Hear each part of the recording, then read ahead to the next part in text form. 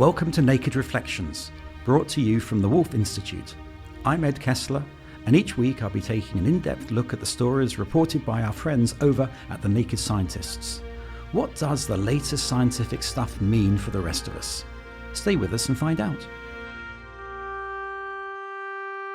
There's no success like failure, and failure's no success at all. A typically gnomic observation from Bob Dylan, but I think we know what he means. Success can turn into failure at the drop of a hat, and sometimes we feel as if we've got a foot in both camps. Failure can also act as a spur to success, of course. Rebecca Charbonneau took us back to the politics of the Cold War and the space race in the Naked Scientists show The Moon Landing 50 years later. In 1962, Kennedy was suffering massive political embarrassment in regards to the Bay of Pigs invasion, which had happened the prior year.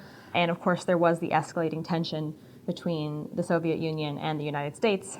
In regards to technical prowess and success in space, the Soviet Union had been massively successful while the United States had suffered public failure after public failure. In fact, Kennedy, when he was giving his speech at Rice University, said something along the lines of, "We have had our failures, but so have others, even if they do not admit them."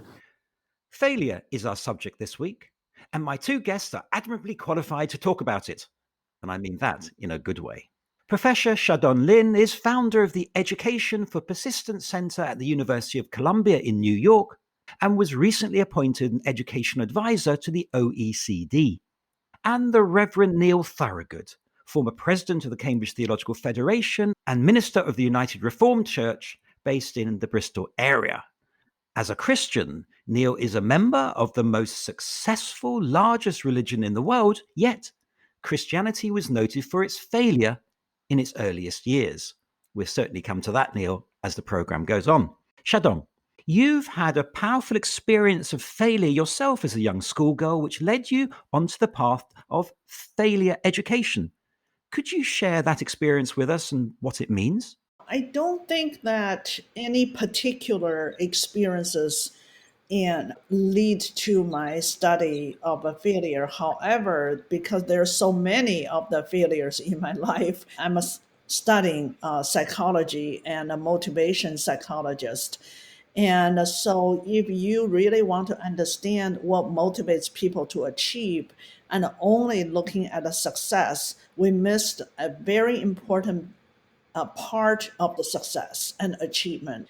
The impact of any failure on individual is really different. And a failure for somebody is a success, and for others is a failure. And for others, meaning that open a different door for you. And so regardless of the size, small or big, the impact, it varies with, around individuals. That's also why it's so difficult to study. It changes, the feeling of a failure changes as time goes. For example, the experience you were talking about, that I was kicked out of the high school by the English teacher because I overestimated my English test scores. And now I look at it, what a small matter. But at the time, for a teenager, is a big, big deal. And being kicked out of the school in front of all the people, all the peers, over 40 people in the same classroom, the whole school knows about it, and it's a big face loss experiences. Along the way of development, of human development, you pick up a lot of things into your bag. And some are toys, and others are junks, and others are sweeties, and others are gold. And so so you carry this along the way, and at some point something really clicked from your back and made you become who you are today, or combinational interactive effect made you where you are today. And I hope I answered your question.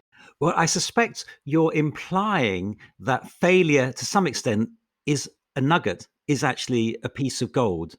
The failure is a piece of gold and offers very important information if you are equipped and able to get that gold and get that information. But if you're not, and this is a horrifying experiences. And unfortunately, the all the stories we heard about successful people, these people have already got these gold and information wrapped in the failure experiences, but many others are not so fortunate and are not able to get it. This is where educational power come into the being, that we need to help people realize there is a gold there, and we need to help you to get it.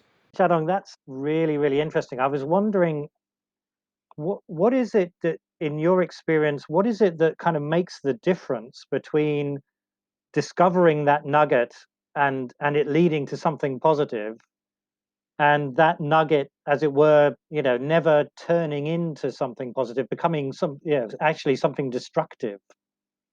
This is what we are trying to study right now, and we're not there yet. One factor I saw repeatedly with people who are able to turn failures into success is that, number one, they have incredible amount of passion about what they're doing.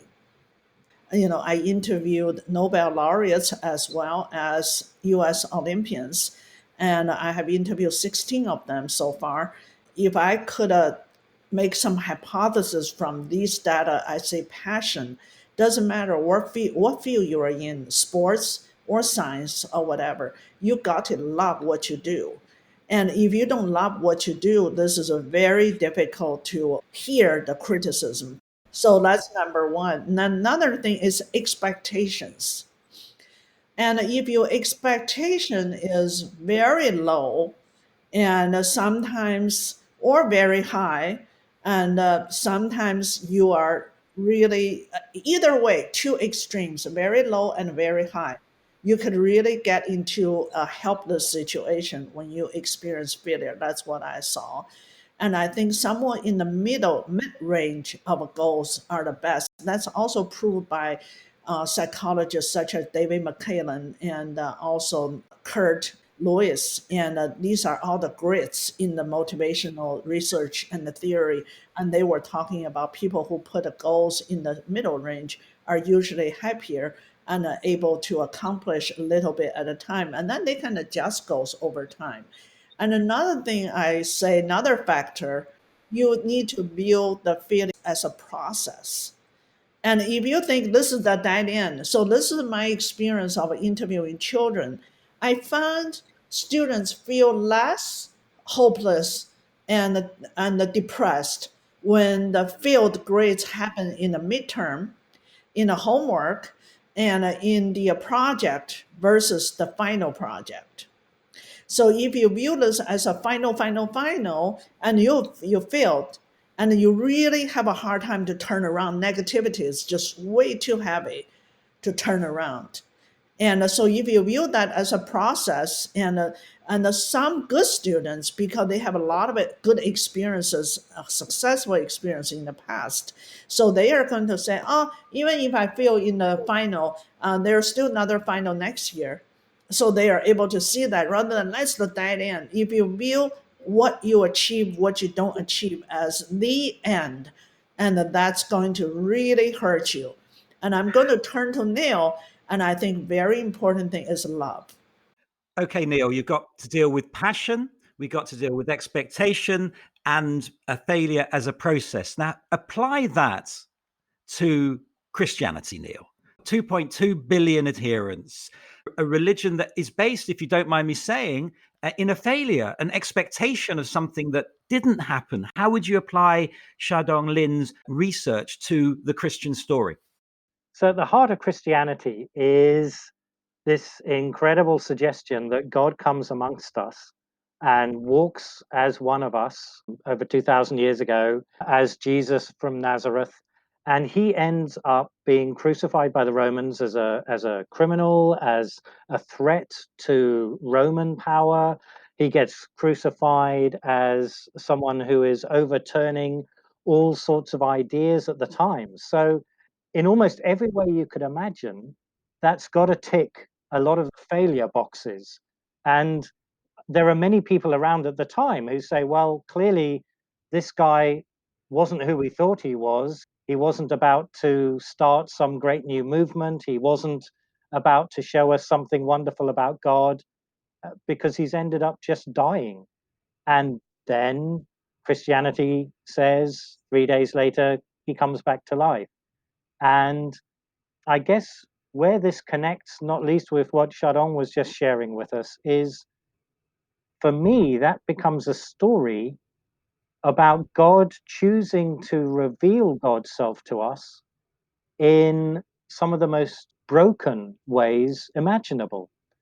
And therefore, what we kind of assume to be failure and the end for God becomes a new beginning. Uh, and that's a beginning that is rooted in love. It's a revolution, but it's not a revolution that's about leading an army. I mean, the Romans have got the army, and the Roman army seems to win. But as you've said, Ed, now Christianity has woven itself into the fabric of our world, and there are many, many, many people who would say this is the story that makes sense of who I am. So, in a way, Xiaodong Lin, I mean, what Neil has talked about is, if you like, the living outcome of the four aspects that you identified in terms of passion, expectation, failure as a process, and you ended with love. And I just wonder if I can take it from the width of a religion back to the individual. In your interviews with the Olympians and with the Nobel Prize winners, what else did you learn from their stories? In relationship to what Neil is just talking about, is that it's very interesting. Several interviews, when I ask people, especially athletes, I said, "So, can you tell me your secret ingredients to success?" I remember several people said, "You know what?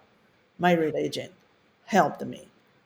So that was very interesting. As also, is not at all documented in any psychological literature that religion, the big beliefs about universe, about just the God is overseeing what you are doing and giving you the power, and also take out some of the things you cannot do, make you feel less fearful, I guess. And so I did see that happening in some successful people I interviewed.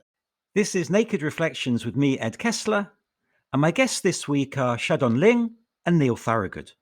We're discussing failure and the perception of failure. In this show, we pride ourselves on applying the clarity of hard science to a more general discussion. Here's an example. An extract from the Science Features article on the Naked Science website by Andrew Seymour on metal fatigue. You might say he's writing about failure in a non-human context. In 1952, the de Havilland Comet, the world's first jet airliner, entered service. This was hugely popular with passengers early on due to its speed, quietness, and openness. One of the features contributing to this was large square windows, which allowed a lot of light in. However, these turned out to be a huge design mistake, as the corners acted as stress concentrations. In 1954, 2 comets were lost, killing 56 people. Both these accidents were attributed to fatigue failures, with the cracks initiating from the corners of the windows. The comments on nettle fatigue remind me of the Irish writer and poet Samuel Beckett, who wrote, "Ever tried, ever failed, no matter, try again, fail better." So are we talking about failing better? Are we talking about not giving up? Or are we just talking about failure? I think there is something about that it is okay to fail that's bigger than just what's going on in me, I suspect. I think of, the contexts that I've worked in, church communities, community development, a theological college, a federation of theological colleges. There can be times when you're in a very toxic culture where failure and mistake is irretrievable. It is the thing that must be avoided at all costs. And therefore, if a mistake happens, because the reality is mistakes happen, failures happen, we get things wrong.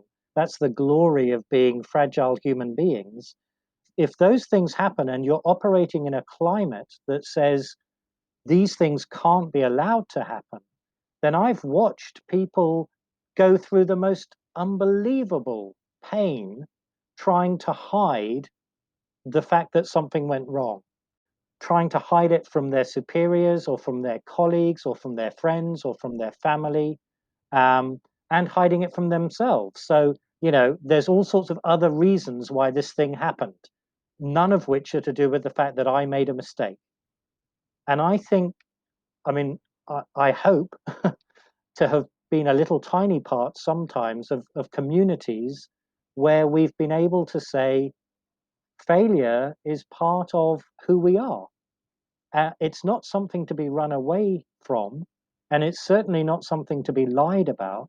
It's something to be embraced.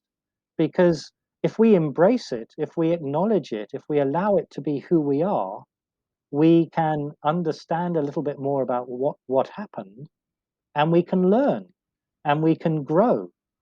Is that what your research shows, Xiaodong Lin? What Neil said is really right. I don't think science can be advanced without failure. And however, there are some failures, like Neil said, is irretrievable, right? And like if I'm a surgeon, I open your brain and then I got a disaster out of it. And then that you just can't afford. So you have to do lots of practice. But even during practice, still a lot of mistakes happen. That's where you learn mistakes really well from this experience. So when you actually operate, you don't have a problem. And so I think that failure is true, a natural part of our discovery, our innovation, our human development, societal advance. And then you just know, since you were born, failure is along with you, all along. So I'm going to share something with you, Xiaodong Lin, and the listeners about Neil. So Neil is not only a minister of religion, he's also an artist. Now, as an artist, Neil, you must have depicted images that were, dare I say it, a failure? How did you deal with that as an artist? Oh, well, bless you. Yes, the answer is many times I have failed to create. So I paint oil on canvas. That's my preferred thing. I prefer to do it quite large so that I've got lots of room to make mistakes. But there have been occasions when I'm creating something, and I guess the process is that you hope that what is happening on the canvas is going to turn into what you think it's going to be, and then it doesn't. I think I discovered I had reached a point that helped when I had a painting in front of me and I hated it so much that I got a big tube of white paint and simply painted the canvas back to white and realized this was a painting that I could no longer keep manipulating it to make it work. I just had to say, this painting hasn't worked. I think I've realized that actually happens often. Maybe not as dramatic as that, because maybe what I do is I notice something isn't working and I splash some other color on. And the great thing about oil painting is you can hide an awful lot of damage. There's something about holding lightly to what we're creating. I'm really interested in that sense of being passionate, but maybe being passionate in a way that allows me to say, this way of doing this painting isn't working.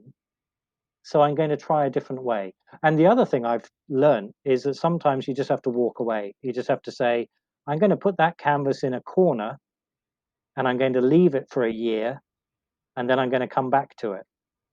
And I'll be in a different place. And maybe then it'll work. Xiaodong, you're at the University of Columbia, one of the top schools in the United States. You went through Vanderbilt, as you mentioned to us before the program. Excellent universities where there's a lot of pressure, isn't there, on academics? So here am I sitting in Cambridge to produce, to succeed, to innovate, to be original. Does that help us or does that hinder us? One of the things that I'm very proud of being in the United States is that people are not fearful about trying new things, and people are very imaginative. And why some succeeded and others don't. And I think the managing that pressure is very important and managing that anxiety. So one of my grad students, he is studying the anxiety in relationship to math performance. And he discovered when your anxiety is exceedingly high, even simple math, you're unable to solve.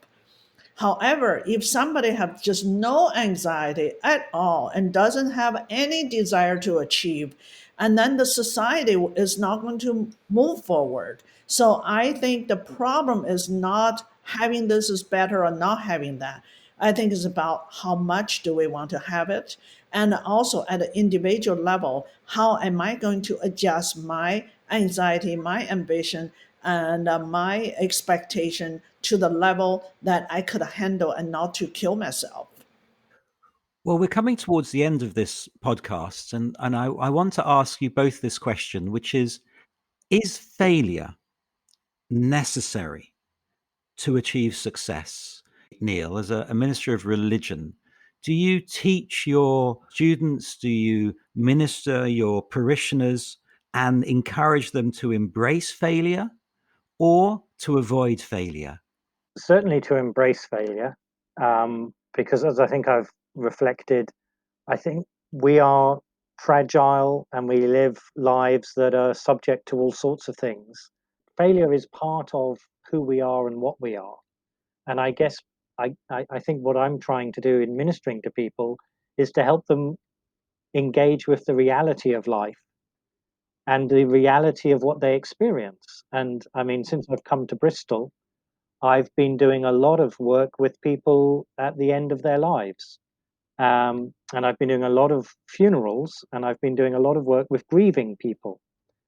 And that's about allowing ourselves permission to say, there are questions I cannot answer, and there are ways of doing things that I wish I had done differently. The number of times I've sat with people who've said, if I had my chance again, I would have said whatever, and I never said it. Yeah, I think it is part of life, Ed. I'm not sure that I would want to draw a completely neat line from failure handled well automatically leads to greater success, because I'm not sure that it always will. What it may lead to is a greater ability, perhaps, to be honest and real about who I am and the reality of the fragility of my life. I would love to teach people how to avoid failure. But if I could do that, I am lying to people. And I feel is that we certainly can teach people and to think about there's no right and wrong answer, no right and wrong responses to failure. No black and white. It's saying this way is better responding, that way is worse. I do not think by the end of our scientific research about failure, we will discover black and white answer, right and a correct wrong answer. But the key thing is that you may need to remember failures, how to handle it, how to react to that. It's in your hands. That's all we have time for this week. I'll leave it to others to judge whether I've chaired this podcast successfully or not. Well, thanks for listening, and thanks to my guests, Xiaodong Ling and Neil Thorogood. And let's be hearing from you at Naked Reflections. You can contact us at the Wolf Institute by email or on Facebook or on Twitter. Let us know what you think of the show. We're quite proud of our range of subjects, and you can find them in our back catalogue. It's also worth checking out our new podcast, The A to Z of the Holy Land from Arab to Zion. All you need to know about the Holy Land in bite-sized chunks. You can also find the Naked Reflections podcast at nakedscientist.com/reflections or wherever you get your podcasts. I'll be back next week with some more guests.